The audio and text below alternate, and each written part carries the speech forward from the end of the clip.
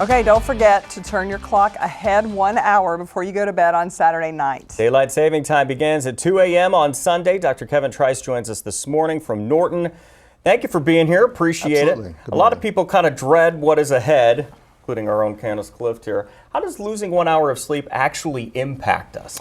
A lot of impacts. One, there's a couple of clinical trials have actually shown that there's an increase in heart attacks on the Monday following daylight savings time. So we know that it has physical implications for our body.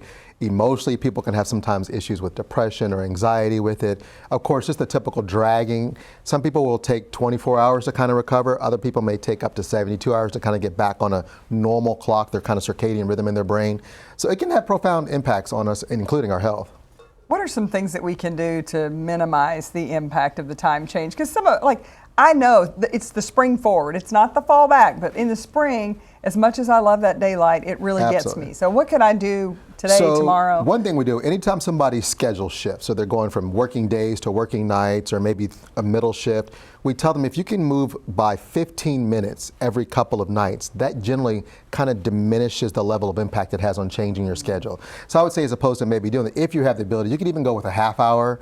So that may change in terms of your wake up time, waking up a little bit later, or stay in bed just a little bit later, maybe going to bed, and then do that again maybe 3 or 4 days from now. So that's something that people could do that may help them in terms of reducing the impact it has on them. What about kids? Bedtime is hard enough the way that it is. Good luck. Yeah, right. Don't medicate them.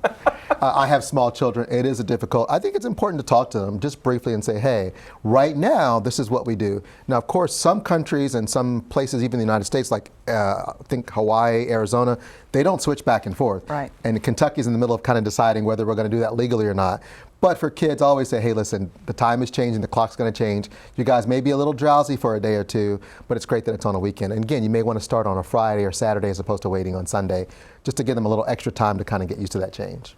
All right. Thank you so much. We appreciate your expertise. Absolutely. It's good to see you again. Good to see you all as well. Come back and see us. I'm sure we're going to have more sleep I brought questions. fancy socks for you. I brought spring flowers those this are time. nice. I love those. So it's springtime, so hopefully it's not so much today, but it's changing, including the time. Springing forward. We're ready. Love the socks.